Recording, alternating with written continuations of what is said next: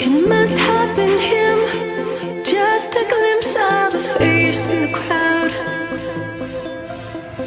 That's all it takes. My heart is racing. I stand in a trance as I stare at the back of a bus. 여러분 안녕하십니까. 그동안 오랜만에 뵙는데 제가 좀 여러 문제가 있어가지고서 동영상을 올리는 게 좀 늦어졌어요. 사과드리고 어느덧 이제 기말이 다가와가지고서 이제 기말고사를 걱정을 해야 되는 시기가 왔는데, 최종적으로 그래서 조교님하고 상의를 지난달 전에 제가 얼핏 언급을 했듯이 상의를 드려서 일단은 기말고사는 12월 16일 추석 연휴 보강까지 이제 감안을 해서 12월 16일 수요일 날 저희 강의 시간, 원래 지정된 강의 시간이 수요일 날 이제 오후 2시부터 4시까지니까 그 시간을 아예 이렇게 할애해서 시험을 보는 걸로 하겠습니다. 그래서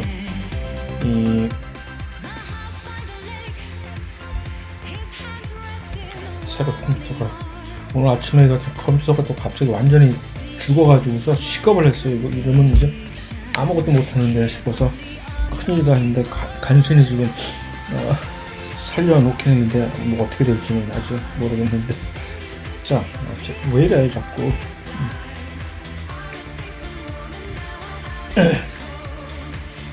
그래서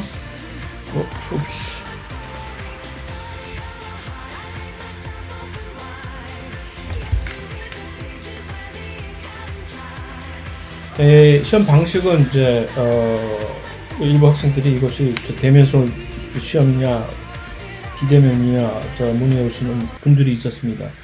그래서 확실히 다시 확인을 시켜드리는데, 제가 처음에 이제 수업을 시작을 할 때 말씀을 드린 것 같긴 한데, 전 기말고사는 이제 비대면 시험으로 온라인 줌 화상회의를 방식을 활용해서 비대면 수업으로 이렇게 진행을 할 예정입니다. 그래서 이게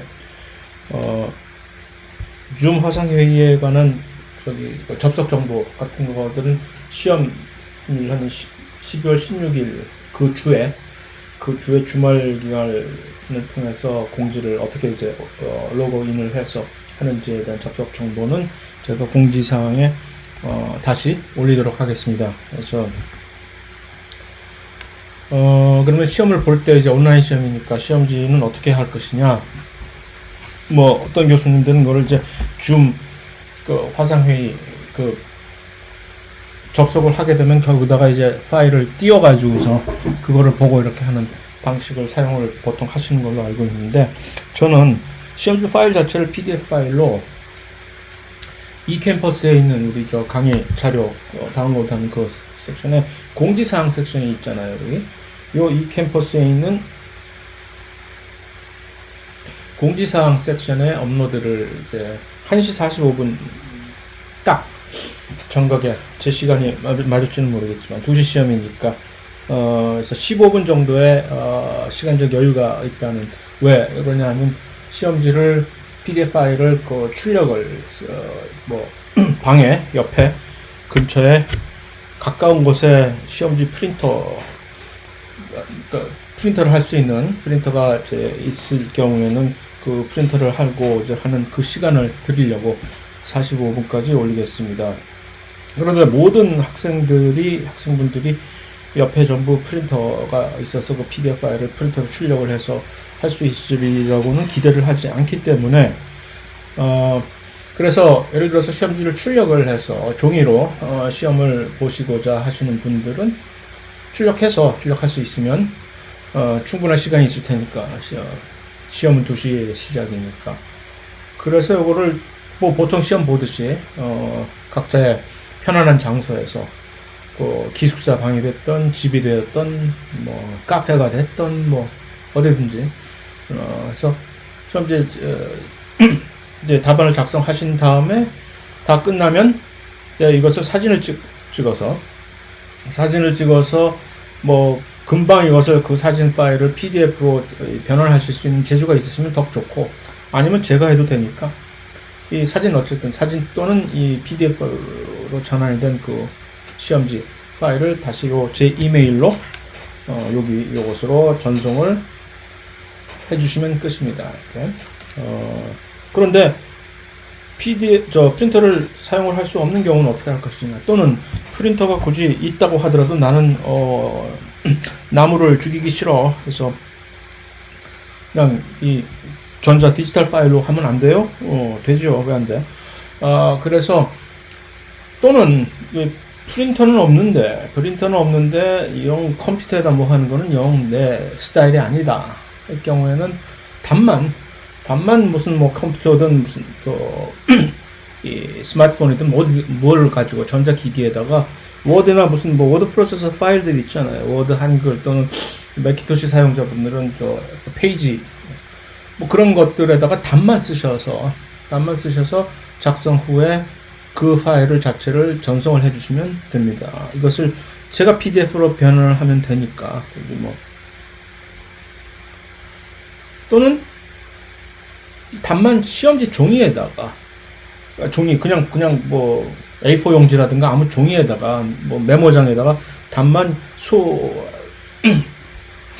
이 연필 또는 볼펜으로 쓰셔가지고서 그 답지를 사진을 찍어서 저한테 전송을 하셔도 되고, 또는 그 PDF 시험지 파일 자체를 직접 태블릿이나 뭐 또는 뭐 요즘은 컴퓨터 안에서도 PDF 파일에다 직접 기입을 할 수 있고 뭐 할 수 있는 여러 가지 다양한 방법들이 있으니까 어떻게 쓰는지 뭐 편하신 대로 해서 그 PDF 파일에다 직접 답을 기입을 하신 다음에 그 파일 자체를 전송하셔도 좋고, 다시 말해서 여러 가지 다양한 방식으로 답을 작성을 하셔서 중요한 점은 저한테 정리된 시간 내에 이메일로 그 답을 시험지 문제지와 답 또는 답만 전송을 해주시면 되는 겁니다. 그 다음에 시험 방식은 오픈북 테스트 형식. 오픈북이라는 얘기는 그러니까 뭐든지를 다 참고를 하셔도 좋다는 얘기죠. 여태까지 제가 드린 강의 요약 노트 파일이라든가 또는 교과서 뭐 어떤 참고서 다 보셔도 되고, 이제 앞권은 인터넷 검색까지도 이제 허용이 되니까 아무거나 찾아서 쓰셔도 되고, 근데 뭐 굳이 사실 실제적으로 인터넷 검색이 필요할 경우가 이 시험 뭐 보는데, 왜냐하면 시험 자체는 제가 강의한 내용 자체에서 언제나 출제가 될 테니까 인터넷 검색 물론 허용된다는 얘기고, 또 심지어는 제가 지금 유튜브에다가 올렸던 요 강의 동영상들도 긴가민가 뭐라 그랬지 저 인간이 그때 할 때 그걸 참고하실 수 있다라는 얘기입니다. 그러니까 이게 모든 게 다 되면 뭐가 안 되는 거야? 딱 한 가지만 안 된다는 얘기죠. 살아 숨쉬는. 그러니까 이 모든 것들은 살아있지 않은 그런 소스가 되겠죠. 딱 한 가지 안 되는 것은 살아 숨쉬고 있는 어떤 그 누구와 상의를 해가지고 답을 도출해내는 경우만이 이제 부정행위에 해당이 되는 것이죠. 그렇게 되면 그것은 가차없이 시험에 0점 처리가 될 것이고, 그거 어떻게 하려고, 내가 이렇게 시험을 하고 있다가 내가 카톡으로 야 1번 답 뭐냐 뭐 하고 이렇게 하는 거 네가 어떻게 하려고 하는 방법이 있죠. 그래서 그것만 절대 안 되고 나머지는 전부 이렇게 각자가 전부 자유스럽게 모든 가능한 이 참고 소스를 다 활용하셔가지고 시험을 보고 할 수 있다라는 얘기입니다. 이 방식은 비록 단지 비대면 수업, 이 코로나 사태 때문에 할 수 없이 이제 비대면 수업으로 돌린 후에 이렇게 궁여지책으로 만들어내는 방식이 절대 아니라, 사실은 대면, 옛날에 호시절, 그때가 언제였는지 이미 벌써 기억이 가물가물한데, 그 대면 수업을 하던 시절에도 저는 시험을 이런 식으로 똑같이 물론 시험 자체는 또 대면 시험이었지만 그 시험장 안에서 이런 식으로 모든 강의 노트, 인터넷 검색, 수업 동영상 열람 이걸 전부 다 허용하는, 다만 그럴 때는 이제 수업 동영상을 열람하고자 할 때는 본인이 이어폰 같은 거를 지참을 하고 와서 봐야 되겠죠. 다른 옆에 있는. 학우들의 피해를 주지 않게 하기 위해서. 어쨌든 무슨 얘기인지 아시겠죠? 그래서 시험은 그런 식으로 진행을 할 예정입니다. 그래서 자, 일단 줌 세션에 시험을 보기 위해서 들어오시면 하셔야 될 일은 마이크는 키지 않으셔도 됩니다. 왜냐면 마이크를 키워 놓으면 다른 사람들의 잡소리가 전부 다 같이 들리기 때문에 아마 많은 디스트랙션이 될 겁니다. 그래서 마이크는 끄셔도 되지만 카메라만은 항상 켜놓으시고, 가장 좋은 방법은 사실은 카메라를 이제 자기의 옆을 이렇게 컴퓨터 화면, 이 시험지가 띄워져 있는 컴퓨터 화면과 자기 본인이 동시에 다 이렇게 보일 수 있도록 측면에, 이게 삼성에서 그렇게 보는 방식이죠. 삼성에서 온라인 비대면 시험을 볼 때 그렇게 한다고 하는데, 그렇게 해서 자신이 이제 무엇을 하는지가 확실히 이제 체크가 될 수 있도록 하는 방법인데, 모든 여러분들이 전부 다 그것이 가능하리라고 보지는 않고, 왜냐하면 핸드폰으로 줌을 이제 접속을 하시는 분들도 있을 테니까, 그럴 경우에는 이제 그게 가능하지 않으니까, 다만 어떻게든 이 옆 측면과 이렇게 컴퓨터를 보이거나, 아니면 그게 안 되면은 최소한 얼굴 정면을 이 카메라가 고정을, 그래서 제가 그 얼굴이 눈동자가 돌아가는 것을 볼 수 있게끔 그렇게 해 놓으시는 것은 딱 한 가지 지켜야 될 준수 상황입니다. 그래서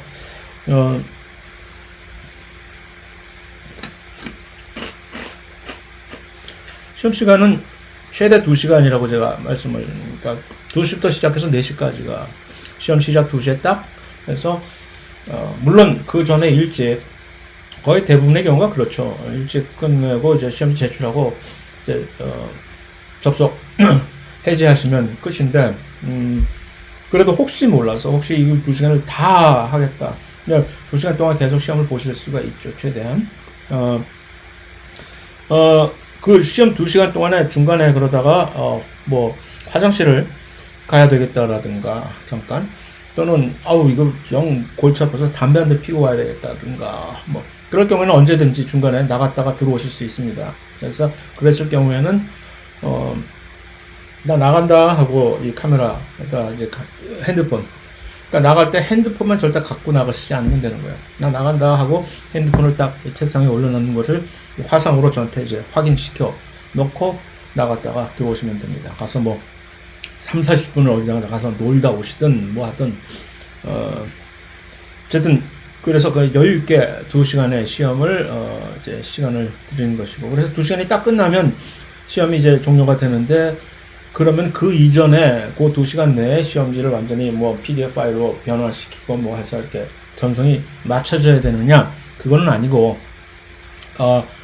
그래서 딱 끝나면 이제 자 그만 하고 시험지 이제부터 제출을 하세요 라고 하면, 그때부터 물론 이 시험지를 사진을 찍는다든가 하는 식으로 해서 이메일로 그것을 보낸다는 게 30분까지 걸리지는 물론 않죠. 하지만 혹시 몰라서 최대한 여유있게 그것을 위해서 작업하는 시간을 30분 정도를 감안을 해드리겠다는 얘기입니다. 그러니까 4시에 시험이 끝나고 나서 30분 이내에 그 시험지 파일이 저한테 이메일로 도착을 해야 된다는 얘기입니다. 그래서 그 시간 동안에 사실은 많은 일이 벌어질 수 있습니다. 중간에 시험지를 본인은 보냈는데 저는 이메일이 보니까 안 열리는 파일들이 많아요.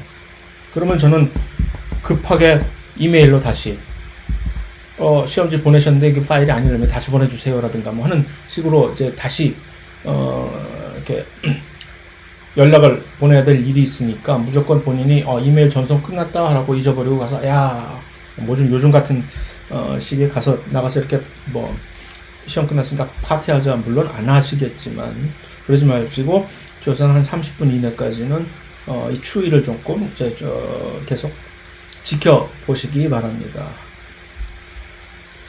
시험 범위는 16일 한 2주 정도 남은 거니까, 2주도 채 안 남았나? 그래서 이제 지금부터 이제 12월 11일까지 조금 더 부지런하게 몇 차례 더 강의 동영상을 올릴 예정으로 있으니까 12월 11일 자정까지 업로드된 동영상 부분까지 강의 내용까지가 이 중간고사 이후부터, 그러니까 중간고사 이전까지는 이제 딱 잊어버리셔도 되고, 그때부터 여기까지가 시험 범위가 되겠습니다.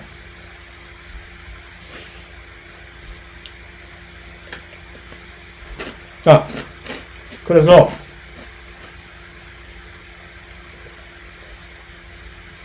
이제 혹시 이거는 뭐 확정된 사안은 아니고, 혹시 만에 하나 시험 바로 전날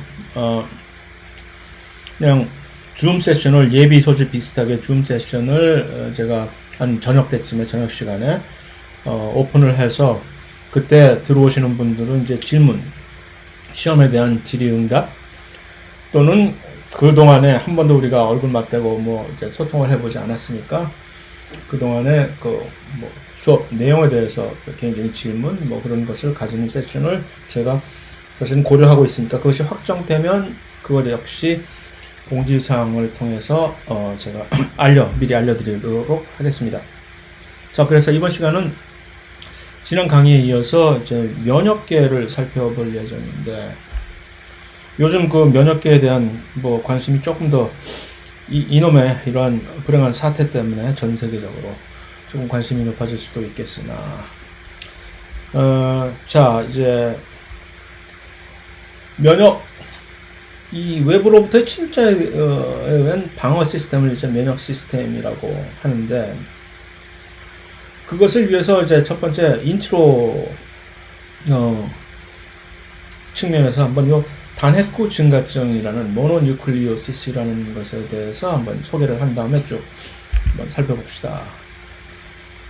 단핵구 증가증이라고 하는 것은 좀 미국 학생들 사이에서, 특히 젊은 대학생들 사이에서는 키싱병이라고도 이제 이렇게 우스갯소리로 알려져 있는 병이기도 하는데, 자, 여기서 이것을 왜 소개를 하냐면, 갑자기 단핵구라는 이제 용어가 튀어나오죠. 백혈구에 진한 심혈관계, 순환계에서 우리가 몇 가지 종류의 백혈구들을 살짝 모습을 소개한 바가 있습니다. 그러니까 혈액세포 중에서는 혈액순환을 이렇게 하는 동안에 산소를 전부 각 부위에 공급을 하고, 이제 그런 이 적혈구들이 있는가 하면, 똑같은 혈액세포이지만 이 백혈구들은 이런 산소 운반이 아닌 우리의 이 방어, 그러니까 군대 시스템하고 같은 비슷한 역할을 해주는 세포들입니다. 그런데 이제 이 여러 가지 바이러스들 중에 앱스타인 바 바이러스라고 하는 EBV라고 알려져 있는, 뭐 이름 자체를 우리가 굳이 기억을 할 필요는 전혀 없으나 바이러스의 일종이다라고 생각을 해주시면 됩니다. 그 앱스타인 바 바이러스의 감염에 의해서 갑자기 단핵구 증가증이라고 하는 이상한, 그러니까 갑자기 우리 몸 마치 백혈병이라고 하면 어떤 특별한 백혈구 세포들이 이상 증식을, 이게 암세포가 되어버리는 거죠. 마치 그것처럼 특별한 종류의 백혈구인 단핵구가 모노사이트라고 영어로 얘기하는데, 단핵구 갑자기 수가 불어나는 병입니다. 이것이 이제 전자현미경으로 본 앱스타인 바 바이러스의 모습입니다. 흉측한 녀석들. 근데 사실 이 앱스타인 바 바이러스는 우리하고 너무 친숙해져 있기 때문에 들어와서 무증상 감염처럼. 그러니까 지금 현재 우리는 이제 인류의 여러 가지 이제 모든 지역의 인류들을 조사를 해보면, 성인들의 거의 한 95%는 이미 다 앱스타인 바 바이러스에 감염이 돼서 가지고 있는 거예요. 그래서 처음으로 이제 이 바이러스를 이제 만나게 되는 어린이들이 감염을 처음으로 했을 때에도 역시 증상 자체가 거의 미미하게 되는 겁니다. 그러니까 그동안에 얼마나 우리와 괴롭히고 이제 서로 찌르고 싸웠으면, 이제는 들어와봤자 소 닭 보듯이 우리의 좀 유전의 역사, 인간 유전체를 쫙 살펴보면은 그동안에 얼마나 많은 종류의 바이러스들이 들어왔다 나갔다, 우리의 유전체 안에 들어왔다 나갔다 들락날락한 그 흔적, 족적이 무수히 남아 있습니다. 결국 그 인류는 여태까지 지금 살아남아 있는 우리 그 생존자들인 인류는 그동안에 수많은 유구한 시간 동안 얼마나 극심한 치열한 바이러스들과의 전쟁을 통해서 살아남은 사람들의 후손이라는 것을 여기서 다시 한번 알 수가 있는 것이죠. 증상이 있다고 하면은, 그런데 간혹가다 증상이 있죠. 모든 사람이 다 그렇게 경미한 증상, 죽을 병은 아니고 물론 그러니까 이 단해코 증가증이라는 것은 여기는 바이러스 감염 중에서도 뭐 감기 바이러스 걸렸다 해도 우리 거의 대부분 그냥 잠깐 앓다가 지나가나 모든 사람이 그런 것이 아닌 것처럼 감기 때문에 특히 독감에 의해서 죽어나가는 사람들이 또 사실 무시 못할 정도로 많은 것처럼 이 정도의 증상이 자, 그래서 발열이 있다는 거. 자, 여기서 이제 이런 감염이 있을 때 왜 발열이 생길까? 이것은 이제 우리가 이 면역계 시간에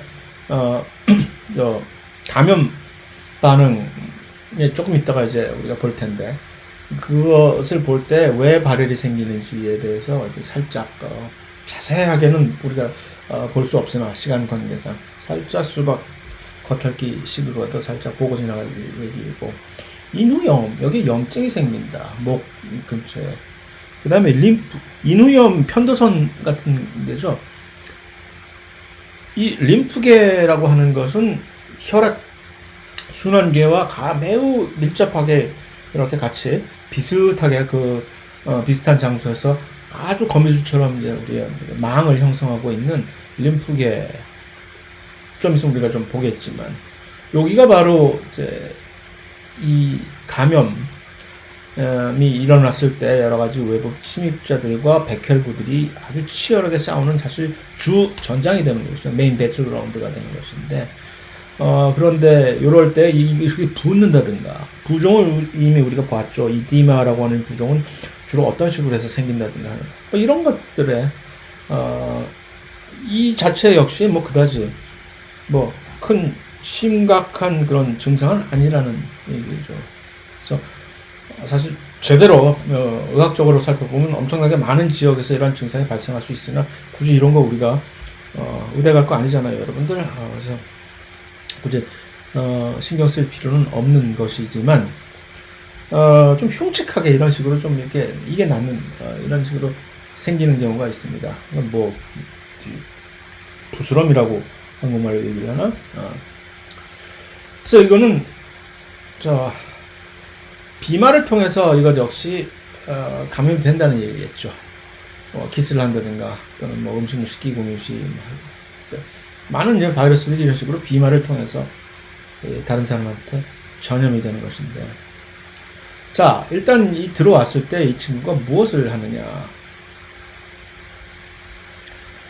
특별한 종류의 백혈구인 B 림프구라는 것이 있습니다. 그러니까 지금 여기서 슬슬 이렇게 하나하나를 등장시키는 것인데, 등장인물들이. 그러니까 여러 가지 백혈구 중에서 이미 단핵구라는 백혈구의 이름이 벌써 이제 언급이 됐죠. 그 다음에는 이제 B 림프구라는 게 있으면 그럼 A 림프구라는 게 있는가? 림프구라고 하는 특별한 종류의 백혈구는 B와 T라고 하는 두 종류의 림프구가 있습니다.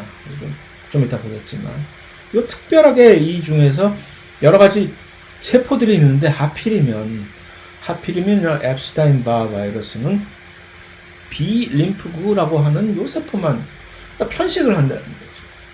여러 가지 많은데 왜 하필이면 이 친구들을, 이 바이러스 감염의 특이점입니다. 이게 지금 코로나 바이러스 자체도, 코로나 바이러스가 이런 호흡기 계통의 질환을 특별하게 일으켜서 아주 심각한 문제를 발생시키는 이유가 뭡니까?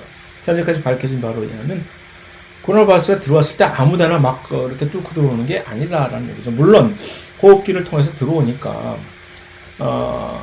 그 주변에 있는 세포들이 많이 이제 그들에 의해서 노출이 가장 먼저 취약해지게 될 것은 당연하지만, 바이러스가 세포 안에 들어오려고 하면은 그냥 함부로 똑똑 문 열어주세요 하면 누구나 문 열어주는 게 아니라는 얘기죠.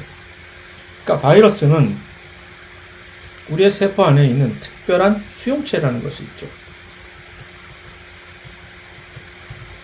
이 수용체는 원래는 바이러스를 영접하기 위해서 우리가 갖고 있는 것이 아니죠. 수용체는 이제 단백질로 만들어진 세포막에 있는 그거 아니잖아요. 그런데 이 수용체, 어떤 특별한 이 수용체는 원래 이 어떤 특별한 물질을 우리가 세포 안으로 받아들이기 위해서 존재하는 그런 수용체인데, 요게 원래는 이렇게 이런 수용체가 들어가야 될 이런 결합되는 물질, 이것을 우리는 리간드라고 얘기를 하죠. 수용체와 리간드는 언제나 찰떡궁합이 맞는, 구조적으로 그런 관계가, 여러 가지 다양한 종류의 리간드들이 있고 그 각각의 다양한 종류의 리간드를 특별하게 인식해서 난 너밖에 안 보여, 인식해서 그것과만 결합을 해서 너 왔니?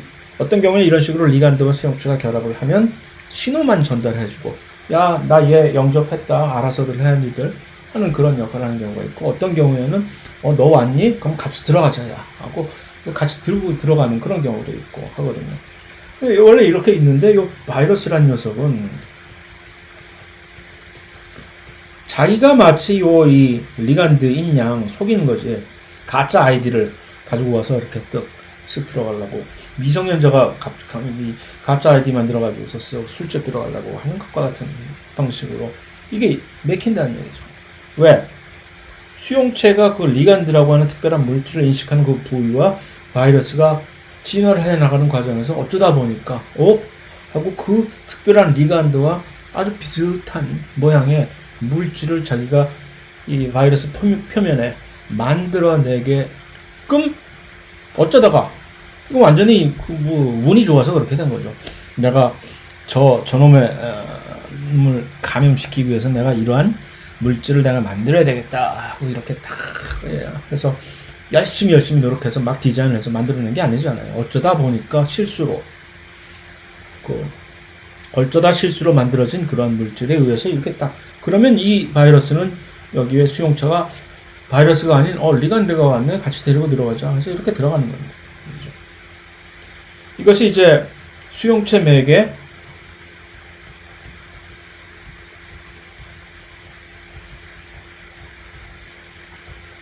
내포작용이라고 하는, 일반 생물학 1시간에 우리가 보았던 내포작용이라는 얘기는 원어로 이제 엔도사이토시스라고 해서 이것을 이용해서 특별한 물질을 우리가 세포 안으로 받아들이는 그런 방식인데, 그래서 바이러스가 들어오는 거죠. 그러니까 그 코로나 바이러스 같은 경우도 특별하게 이 기관지 세포, 그 다음에 폐세포에 존재하는 폐 조직에, 기관지 조직에 특별하게만 존재하는 그 조직 세포에만 특별하게 존재하는 요 특별한 수용체들이 있거든요. 그러니까 각 세포마다 여기서 우리가 받아들일 수 있는, 인식을 할 수 있는 메시지는 뭐냐면, 우리 몸에 있는 세포가 엄청나게 많은 몇백 쪽의 세포들이, 다양한 세포들이 있는데, 각 종류의 세포들은 원래는 그 각 종류의 세포들은 사실은 하나의 동일한 세포에서 그들의 자손이잖아요. 클론.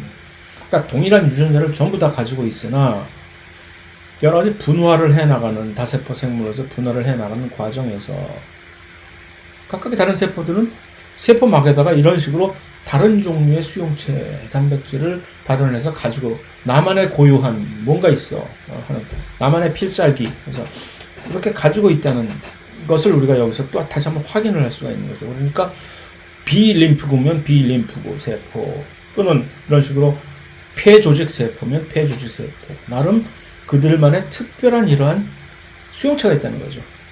그러니까 코로나 바이러스는 그런 폐조직 세포에만 존재하는 특별한 수용체와 아주 찰떡궁합으로 결합을 할 수 있는 그런 능력을 가지고 있어서 그 안으로 아주 쉽게, 이거야 뭐 나한테 아주 식은 죽 먹기지 하고 들어가는 것이고, 이놈의 앱스타인 바 바이러스인지 뭐식인지 하는 이 친구는 비림프구에 있는 수용체에 아주 특이적으로, 이런 얘기에는 또 나옵니다. HIV 바이러스라고 해서 에이즈를 유발시키는 그 HIV 바이러스 있잖아요. 요즘은 그들에 대한 두려움이 그다지 별로, 그냥 옛날에는 걸리기만 하면 그냥 죽는 병으로 모두들이 이제 공포에 떨던 병인데, 요즘은 걸려도 안 죽을 수도 있다는 그들에 대한 우리의 공포가 많이 조금 약화된 건 사실입니다. 아마 코로나 바이러스도 그렇게 될 겁니다. 이제. 그래서 그러니까 살다 워낙 아이고 코로나 이젠 지겹다 날 잡아잡시오 마음대로 해 하고 그들에 대한 그런 그 경계심이 사람이 꼭 어떤 특정한 인자에 대해서 경계와 공포를 갖게 되는 것도 하루 이틀이지 이 사람이 이제 피로감이 올라가게 되는 것이죠.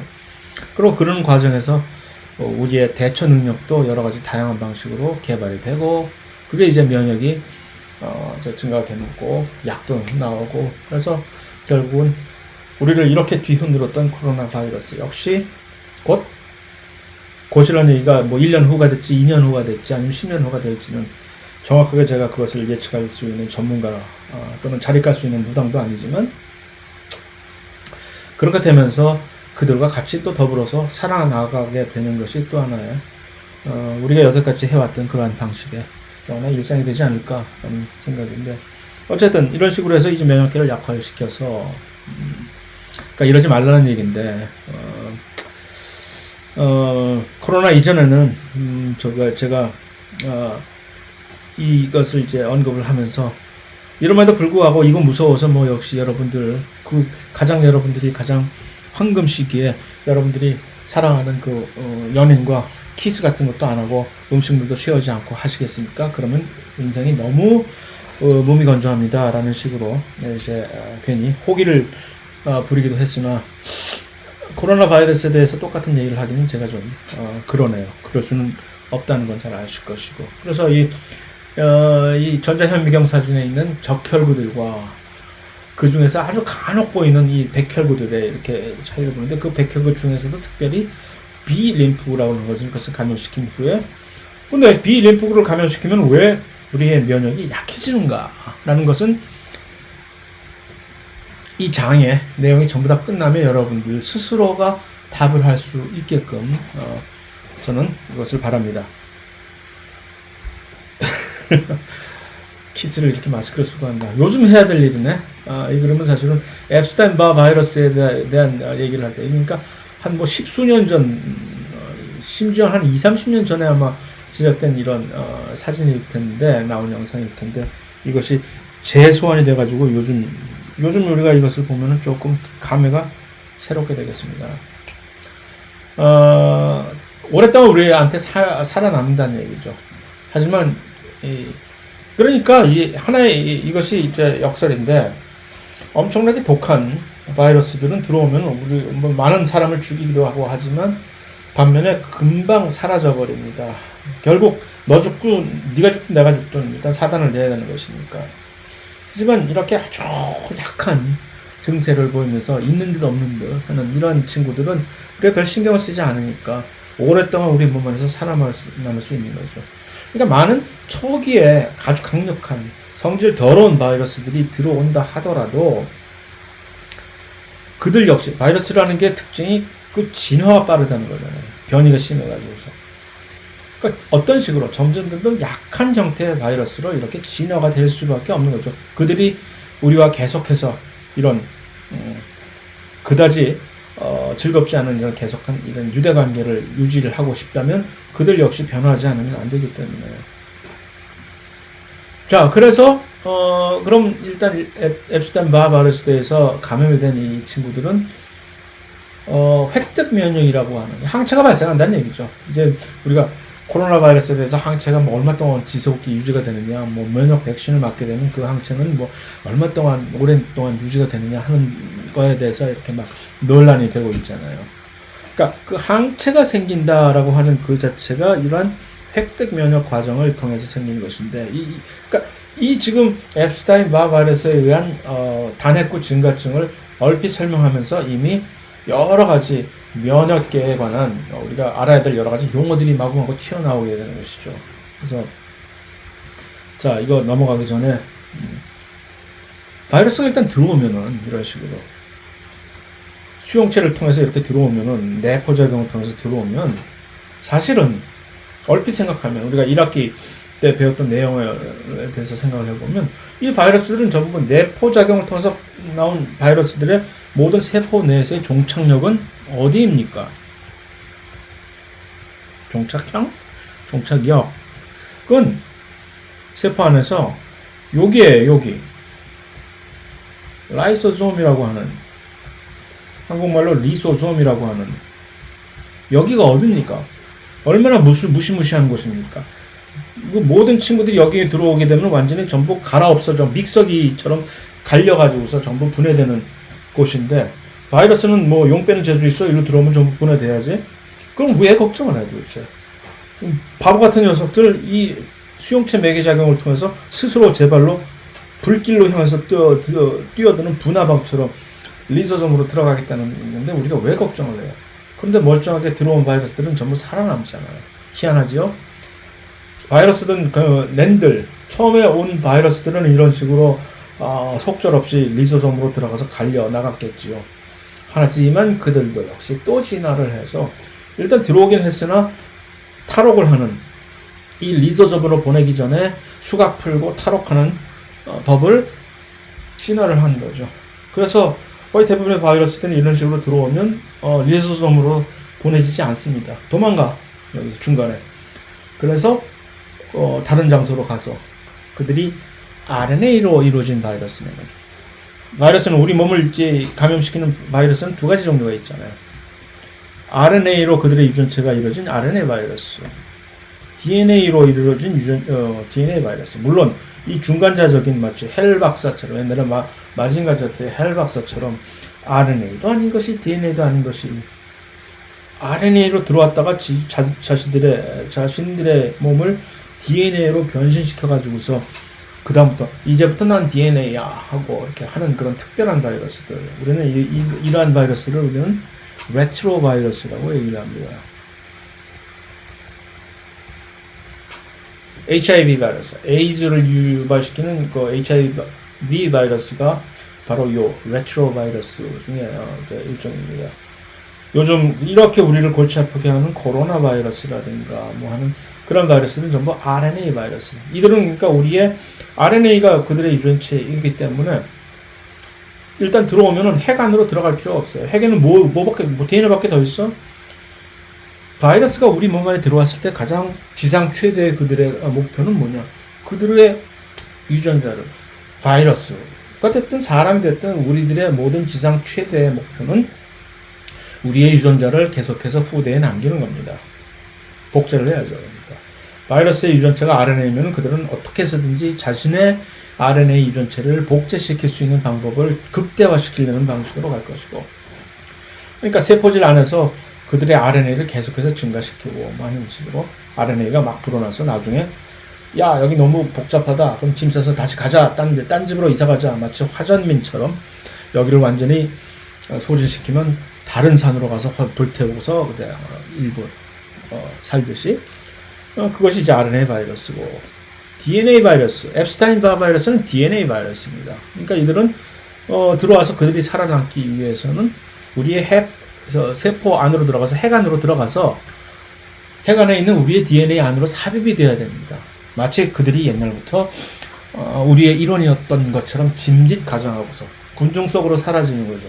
그래서 들어가서 하고 있다가 잘 지내다가 그럼 우리의 유전체가 복제를 하는 순간에 나도 같이 우리의 유전체 일원이니까 이러고 있다가 심심해 뭐 없을까 이제 좀 나가자 이제 그랬을 때 튀어나와가지고서 또 이제 막 술을 불킨 후에 가자 이제 딴 동네로 가서 감염시키는. 어쨌든 이러한 바이러스들이 이렇게 딴 데로 옆길로 마구 새지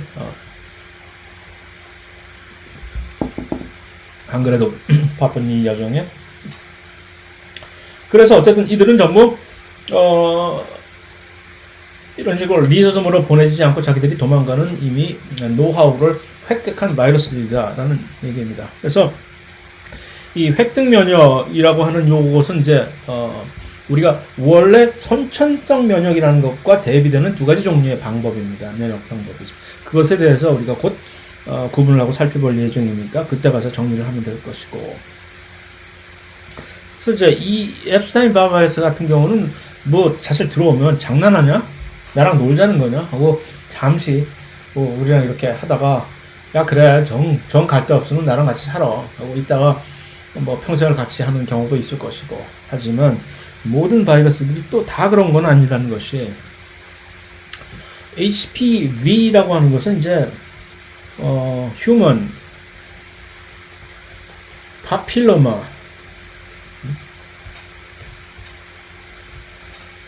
이래. 파필로마에서 L이 두 개인지 하나인지 이런 스펠링 언제는 하나라고 칩시다. 바이러스. 한국말로는 인간 자궁 근종 자궁 근종암 바이러스라고 하죠. HPV라고 좀 줄여졌는데, 이 바이러스는 DNA 바이러스인데 들어와서 많은 경우에 자궁암을 유발을 시킵니다. 그러니까 역시 특이적으로 이제 역시 모든 바이러스들처럼 이제 편식을 한다는 얘기죠. 아주 특별한 세포를 특이적으로 감염을 시키면서, 특별한 세포에 DNA 안으로 들어가 가지고서 왜 많은 바이러스들이 암을 유발을 시킬까? 암을 유발을 시키는 바이러스가 되게 많거든요. RNA 바이러스와 DNA 바이러스 둘 다 공히 왜 암을 유발시킬까 하는 것은 우리가 조금 있다가 다시 한번 소환을 해서 정리해서 얘기를 해 봅시다. 어쨌든 이 HPV는 자궁암을 유발을 시켜서 보통 자궁암 조사를 하는 이 펩스미어 테스트라고 영어로 얘기하는 펩 테스트는 암이 걸린 세포들과 암이 걸리지 않은 세포들과는 구분할 수 있는 방식으로, 그래서 이 세포들이 이제 암 세포로 이제 변했는지 아닌지를 검사를 할 수 있는 방법인데, 자, 그래서 이제 5가지 종류의 주요 백혈구의 모습들이 여기 이제 딱 보입니다. 이들이 우리의 면역 반응을 관장하는 주요 이제 백혈구 세포들인데, 이름들이 매우 참 희한하죠. 외우기도 힘들고, 왜 이렇게 백혈구는 종류가 많아? 적혈구처럼 딱 한 가지 종류면 좋을 텐데. 일단 호중구, 단핵구, 아까 좀 전에 얘기했던 그 앱스타인-바 바이러스에 의해서 나중에 결과적으로 이들이 막 숫자가 늘어나는. 하지만 앱스타인-바 바이러스 자체는 이 단핵구를 직접적으로 감염을 시킨 것이 아니라 누구? 림프구. 그 림프구 중에서 이제 2가지 종류의 림프구가 있다는 얘기죠. 하나는 B형 림프구와 또 다른 하나는 T형 림프구, 2가지가. 일단은 B자가 왜 이러냐? 글씨가. 그 다음에 뭐 에어시노필. 일단 요 5가지 종류만 정리를 합시다. 요것만이 모든 백혈구들의 다르다라고, 또 이거 말고 또 몇 가지가 더 있는데, 일단 이름 자체가 왜 이상해? 왜 이렇게 호중? 그것을 이제 구분하려면 요 3가지를 먼저 구분을 해야 됩니다. 요 3 친구들, 호중구, 호염구, 호산구들은 이들이 염색약과 반응을 하는 특별한 세포를 염색하는 여러 가지 이 염색약들이 있잖아요. 염색이. 그 염색 이제 염색약이라고 하면은 좀 머리 염색 생각이 나고, 한국말을 뭐라고 해야 될까? 염색. 생각이 안 나나. 어쨌든 스테이닝 솔루션이라고 하는데, 이 염색 용액, 여러 가지 염색 용액들 중에서 산성 염색 용액이 있을 것이고, 중성 염색 용액이 있을 것이고, 그다음에 염기성, 알칼리성 염색 용액이 있을 거 아니에요. 근데 이 3가지 세포들이 이렇게 다른 겁니다. 이 호염구라고 하는 이 친구는 왜 이름이 그렇게 붙였을까? 여기서 이 원어를 보시면은 필이라고 하는 건, 요거는 이게 오디오필, 아주 음향에 미쳐가지고서, 그다음 우리가 일반 생물학 1에서도 봤던 그 하이드로필릭, 친수성, 하이드로포빅, 소수성. 하이드로라는 얘기는 여기서 물이라는 얘기고, 물을 되게 좋아하는, 물과 친한 그런 필이라는 그 미어를 사용을 하게 되죠, 영어에서. 그래서 그 얘기입니다.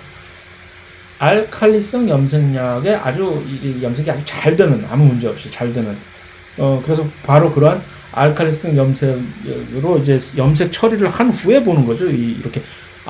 원래 이 백혈구가 백혈구인 줄 알았는데 보라구네가 아니라 이런 염색약을 처리한 다음에 이렇게 딱 보이는 거죠. 그래서 베이소필이라는 얘기는 그 알칼리성 염색용액이 아주 특별하게 잘 염색이 되는 그런 특성을 감안을 해서 이름을 그렇게 붙인 것이죠. 그럼 반면에 그럼 이제 답이 나오죠. 아, 그럼 호산군은 왜 그랬는지 알겠구나. 산성 염색용액이구나. 근데 영어로 원어로 보니까 산성이 아니라 에시도필이라고 나오는데 웬 이오시노필이라고 특별한 그 산성 염색 그 리에이전트 중에 이오신이라고 하는 염색 용액이 있거든요. 그 이오신에 아주 특이적으로 잘 반응하는 그런 특성이 있기 때문에 호산구, 이오시노필이라고 영어로 얘기하는 것이고, 그러면 호중구는 스위스죠. 중립국가, 영세 중립국가. 그래서 뉴트로필이라고 해서 이 산석 또는 이제 알칼리성 단 다 싫어.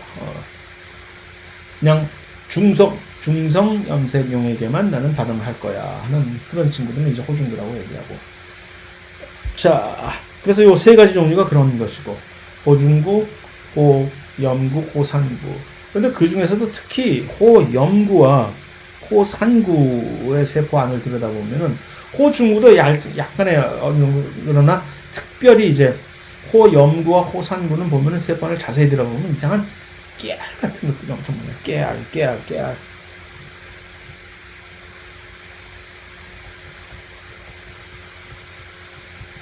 마치 죽은 깨. 우리 사춘기 때, 저 때는 사춘기 때 죽은 깨가 엄청나게 많이 나는 친구도 있었는데 요즘은 꼭 그렇지도 않아요. 젊었을 때부터 피부 관리들을 전부 잘 하셔서 그런지 이 죽은 깨알처럼 엄청나게 많은 이 깨알들이 있거든요. 나만 그런가? 아니라 사실 그것을 딱 이제 인지를 하고, 그래서 요 메소필과 이오시노필, 요 호염구와 호산구들을 따로 뭐라고 부르느냐 하면은 이들을 따로 그래뉴로 사이트라고 얘기를 합니다.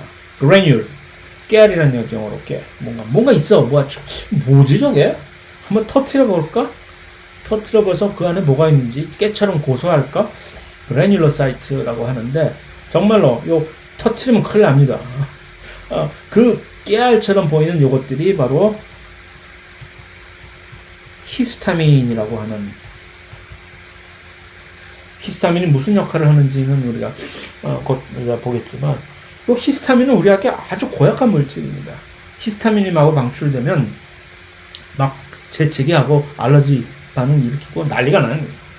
그래서 저 알러지 약 주세요 할 때 우리가 알러지가 막 너무 심해가지고서 막 증상들이 콧물, 그냥 재채기 막 그랬을 때 가서 약방 가서 알러지 약 주세요 할 때 그 알러지 약의 성분이 뭐냐면 요 히스타민을 막아버리는 엔티히스타민, 그 히스타민이라고 하는 것들을 가지고 있기 때문에 요 호염구와 호산구는 깨알처럼 안에 뭐가 들어있는 것들이 많은 것입니다. 요것들을 그래서 그래뉴로사이트라고 얘기를 하고, 단핵구와 요 뉴트로필이라고 하는 요 친구들은 또 다른 특별한 또 특성이 있습니다. 단핵구는 아까 얘기한 그 앱스타인 바바르스들이 침투를 그 안에 증가를 시켜놓는 역할을 해준다고 그랬죠. 그들이 왜 증가를 하느냐? 갑자기 단핵구가 뭔가 왔다는 걸 감지하고서 뭔가 반응을 하기 때문에 그렇습니다. 비림프구가 무슨 사단이 왔구나, 이 친구들한테 누가 좀비가 들어왔구나 했을 때 이 단핵구는 뭐하는 친구길래 이 모노사이트 단핵구가 나중에 무얼로 나중에 성장을 하느냐 하면은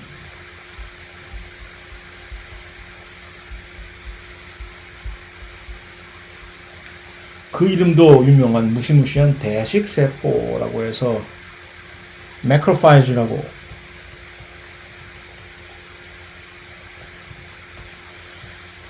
식세포 작용에서 아주 끝판왕 세포를 잡아먹어버리는 아메바가 음식물을 섭취하는 그다음 주된 요인은 떡 하나 주면 안 잡아먹지 하면서도 떡을 줘도 잡아먹어버리는 것이 아메바잖아요. 그것처럼 우리의 이 세포 안에서도 그런 식으로 식세포 작용을 우리는 영어로 페고사이토시스라고 얘기를 하는데, 그러니까 아까 그 엔도사이토스 내포 작용을 할 때 세 가지 방법 중에 이 일반 생물학 1의 복습을 소환을 한다면은 그냥 잡아먹어버리는 밖에 있는 큰 덩치 큰 물질, 떡처럼 큰 덩치 큰 물질이면 그냥 어흥하고 잡아먹어버리는 그런 방식이 식세포 작용이고, 그러지 않고 이온 같은 경우에 아주 작은 깨알 같은 이온 같은 물질들은 어흥하고 잡아먹으려고 하는데 너무 즐거워. 그러니까 컵에다 넣고 같이 부어 마셔야 되죠. 마치 컵에다 넣고 음료수를 지금 부어 마시듯이 그 안에 있는 내용물을 하는 그 작용을 연상시킨다 해서 음세포 작용, 피노사이토시스라고 얘기하잖아요.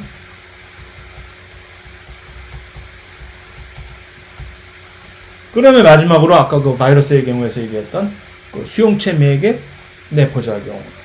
그 세 가지 종류가 전체 세 가지 종류의 우리 세포 안에서 벌어지는 내포작용 중에 종류인데, 그걸 아무나 다 할 수 있는 것, 그 중에 이 식세포작용에 관해서는 아무나 이 식세포작용을 다 할 수 있는, 그러면 뭐 난리 나게 전부 여기서 피부세포에서 갑자기 서로 자기들끼리 뭐 이상한 거 있으면 잡아먹어버리고 그냥 난리 나고 밀지마 하고 그렇게 정리를 안 해놨죠. 단세포 생물인 아메바 같은 뭐 그런 세포들이야 그렇게 살아가지만, 이미 잘 이렇게 정돈이 된 질서를 지키는 질서의식이 투철한 이 다세포, 시민의식과 질서의식이 투철한 이 다세포 개체에서는 어느 일부 특별한 종류의 세포만이 이러한 식세포 작용을 수행을 할 수 있게끔, 그래서 딱 두 가지 종류의 세포, 백혈구 중에서 딱 두 가지 종류의 세포만이 식세포 작용을 할 수 있습니다. 그래서 그 둘 중에 하나가 바로 첫 번째가 이 대식세포이고, 또 다른 하나가 식세포 작용을 할 수 있는 것이 이 뉴트로필이라고 하는 호중구입니다. 이 두 가지 종류의 세포는 식세포 작용을 할 수 있습니다. 단핵구가 식세포 작용을 할 수 있는 것은 아니고, 나는 못해. 하지만 내가 나중에 크면 나는 너를 잡아먹을 수 있어. 이 모노사이트가 나중에 이 대식세포로 변환이 돼서 그들은 이제 여기저기를 돌아다니면서 세균이 침입했다, 또는 바이러스가 침입했다, 너 누구냐? 관등성명 대라. 못 되면 그냥 잡아먹어버려. 너 나 아니네 하고, 심지어는 암세포도 더듬어 보다가 이 자식은 죄송합니다. 이분은 뭔가 내가 가지고 있는 뭐 대머리네. 죄송합니다. 이런 식으로 말을 실수를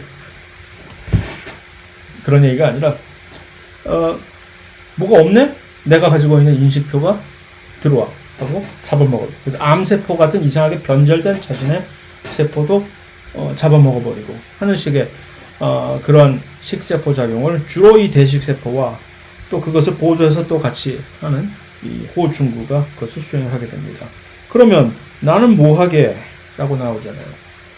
그때까지 지금 아까 그 호염구와 호상구 같은 친구들은 히스타민을 방출하는 아주 히스테리컬한 반응을 보이는데, 왜 히스타민을 방출하면 히스테리컬한 반응을 보이냐면 거기에 대해서 엄청나게 문제가 많이 생깁니다. 그것을 우리는 염증 반응이라고 얘기를 합니다. 곧 우리가 보게 돼요.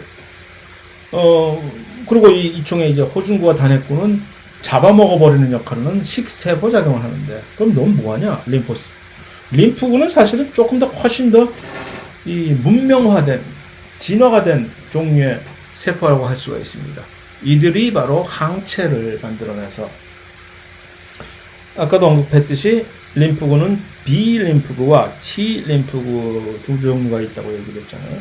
B 림프구가 바로 그 항체를 제작해낼 수 있고, 그래서 만들어낸 항체를 자신의 세포 표면에 이렇게 딱 달고 다니다가 어떤 특별하게 나하고 맞는, 마치 열쇠공이 열쇠를 뭘 하나 딱 만들어 놓고 다니다가 그 열쇠가 딱 들어맞는 자물쇠가 딱 만나게 되면 이거 나랑 딱 맞는다. 그러면 그때부터 나는 살아나는 거죠. 왜? 내가 이제 앞으로 계속해서 살아나갈 수 있는 엄청나게 크게 복제가 됩니다. 그런 방식으로 이제 일을 하는 것이 B 림프구이고, T 림프구는 조금 이 B 림프구가 항체를 만드는 거를 물심양면으로 이렇게 도와주는 그런 착한 T 림프구가 있는가 하면 이 두 종류가 있어요. 그러니까 이 T 림프구도 두 종류. 도우미 림프구. 그 다음에 완전히 성질이 더러워서 막 아무나 그냥 죽여버리는, 아무나는 아니고 좀 수틀린다. 이거 내가 잘 보던 이 세포가 이상한데? 너 좀비 세포지? 바이러스 감염됐지? 하고 그냥 죽여버리는 그런 세포. 그래서 이 T세포는 그런 식으로 이제 종류가 두 종류가 갈리는데 나중에 보게 되겠지만 어쨌든 그래서 총체적으로 얘기해서 림프구라고 하는 림포사이트는 항체를 생산하고 바로 이 림프구가 바로 조금 전에 언급이 된 이 획득 면역이라고 하는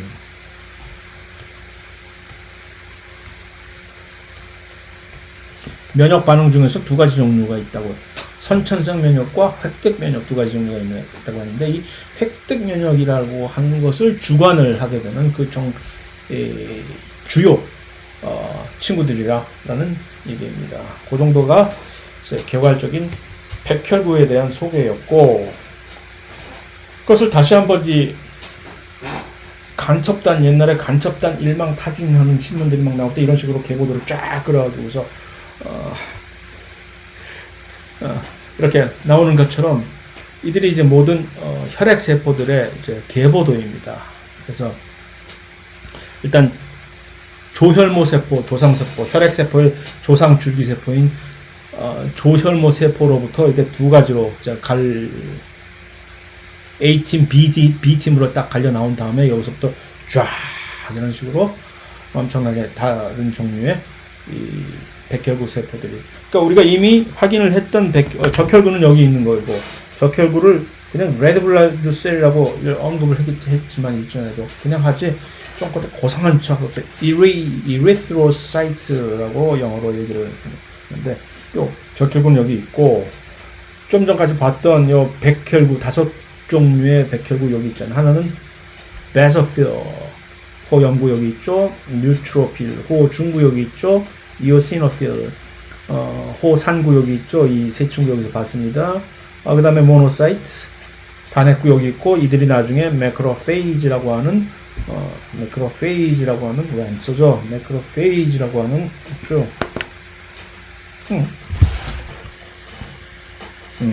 매크로페이지라고 하는 요 대식 세포로 분원을 하고, 그 다음에 좀 전에 봤던 이 T 림프구, B 림프구, 그 B 림프구가 나중에 항체를 가지고 막 항체를 표면에 이렇게 달고 다니는 그 세포로 전부 분할을 하게 되는 것이고, 딱 봤는데 그거 외에도 또 이상한 이름들이 있잖아요. NK셀이라고 합니다. 자연살해세포라고 한국말로 번역을 했는데 이들 역시 백혈구의 일종입니다. 아주 성질 더러운 백혈구입니다. 들어가서 아무나 막 죽여. 특히 바이러스들이 딴 거 보면 와서 이들은 무기를 가지고 다니는 백혈구입니다. 그러다가 저 세포 바이러스에 감염됐음 확인이 되면 총 꺼내서 팡팡팡 쏴버리면 그 세포가 구멍이 펑펑펑펑 뚫려가지고서 없애져 버리는 그런 세포, 무서운 세포이죠. 그 다음에 메스트셀이라고 하는 이 백혈구, 또 다른 일종의 백혈구인데 이 친구는 바로 아까 히스타민을 만들어내는 그래뉼로사이트, 여기 베소필 여기 봤죠? 그 다음에 누구냐, 이오시노필, 호염구도 여기 있었죠? 그런데 깨알처럼 보이는 이제 메스트셀 보면 뭐 이상한 깨알들이 많이 보이잖아요. 이들 역시 히스타민을 방출을 하는 그런 세포입니다. 그런데 이 메스트셀의 특이점은 좀 이따가 이제 언급을 하겠습니다. 염증 반응에서. 그래서 이들도 이제 백혈구 계보의 하나의 일원이고, 그 다음에 또 여기 있는 스롬보사이트가, 우린 이 스롬보사이트는 지난 장에 순환계에서 봤습니다. 영어로 스롬보사이트라고 얘기하지만 이 친구의 이 한국말은 혈소판입니다. 혈소판이 어디에서 했었죠? 혈액 응고시키는데 첫 번째 혈액 응고를 하는데 첫 번째 봉화불을 띄우는 친구들이 있잖아요. 이 친구들은 원래 메가 캐리오사이트라고 하는 거핵세포가 정말 크잖아요. 등치도 크고 핵 보세요. 핵 크기가 오우 크다. 그러니까 이제 메가 캐리오사이트라고 해서 한국말로 그대로 번역을 직역하면 거핵세포가 되는 거죠. 이들의 표면입니다. 이들로부터 이렇게 떨어져 나간 표면이 이렇게 떨어져 나간 이제 순환계에서 얼핏 소개를 했습니다. 그들이 이제 혈액 응고를 담당하는 그러니까 세포라고 하기에는 조금 그렇죠. 이들은 세포가 핵도 없고 아무것도 없는 단순히 원래 세포의 어떤 일부분이었던 적이 있는 그런 물질들인 것이라고 얘기를 할 수가 있겠죠. 그럼에도 불구하고 요 혈소판은 엄청나게 중요한 역할들을 단순한 혈액 응고뿐만이 아니라 혈액 응고 반응이 일어나는 그 후에 사후 처리까지도 사실은 세밀하게 조절 작용을 하는 중요한 역할을 하는 세포라고 해줍시다. 세포입니다. 자, 그래서 이제 선천성 면역 방어 기적에 의해서 일단 다시 한번 언급하지만 전체적인 면역계는 우리의 면역계는 두 가지 종류의 큰 하나는 선천성 면역 반응이라고 하는 것이 있고 그 다음에 선천성의 반대말은 후천성이잖아요. 그 후천성 면역이 바로 얘기하는 그 획득 면역이라고 하는 두 가지 종류로 나눠져 있는데 그것에 대한 각각의 특징을 다음 시간에 연이어서 한번 살펴보도록 하겠습니다.